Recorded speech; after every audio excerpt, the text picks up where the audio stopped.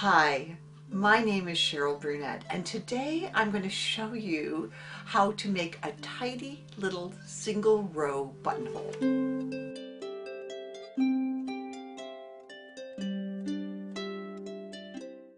Here is a series of horizontal one-row buttonholes that I copied from different sets of directions. All of the directions are very similar. I wasn't entirely happy. You can see that there's a tiny bit of a diagonal there, and just about here I started playing with some variations of it. And about there I got pretty happy, and let me show you this new way to do it. Maybe someone has done it this way before, but I've never seen examples for that. And here it is. I tried this one out more than once. I did this on the wrong side. The wrong side, I don't like these as well. But I was really quite happy once I started doing these on the right side. They're nice and straight. They're nice and tight. They're definitely in the ditch. There it is. So let me show you how to do it. First of all, I work this on a right side row, and this is with garter stitch. Here are a couple of examples with seed stitch. It works okay in seed stitch as well. But let's start here. You knit to the buttonhole stitches, and in this case I have 6 stitches to the side, 4 stitches in the center, and then 6 more stitches. So I'm just going to knit. This is garter stitch. I like these horizontal buttonholes in garter stitch or seed stitch, but not in ribbing. I'll show you an example of that. Okay, so I've got my first 6 stitches, and the next 4 stitches are going to go into my buttonhole. You knit to the buttonhole stitches, you bring the yarn to the front, slip 1 stitch, and for this particular buttonhole you slip all the stitches purlwise, none of them knitwise. Take the yarn to the back, slip the next stitch off the needle, and pass over.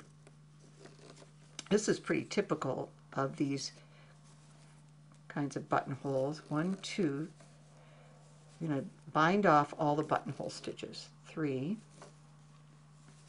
4. Oops. Just a regular passover bind off. Okay, so you slip this last stitch onto the left-hand needle and turn your work.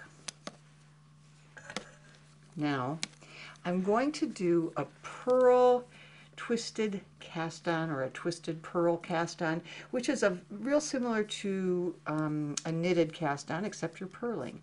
The trick is, notice I'm purling because my yarn's in front. The trick is to pull that yarn really tight on the first stitch. So you insert as if to purl, do a regular purl, pull it out, and go around and put it on the needle. And you cast on 1 more of these than is in the buttonhole.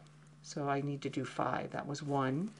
Here's 2. You know, I'm going to start using shorter needles. These needles are really long and keep bumping. 3,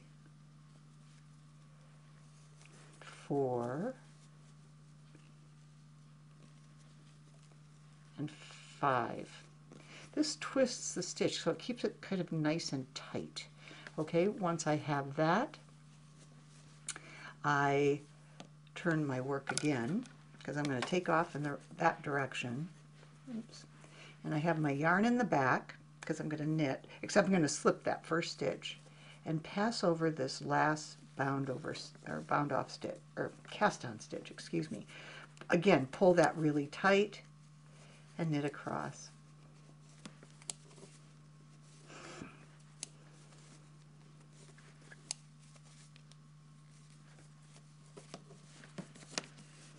And you can't really see it. You can't see quite how handsome it is because I didn't do multiple rows. But even now you can see that it just kind of disappears in there. And here it is. There it is as a finished sample. You can see it better, of course, when you have more rows.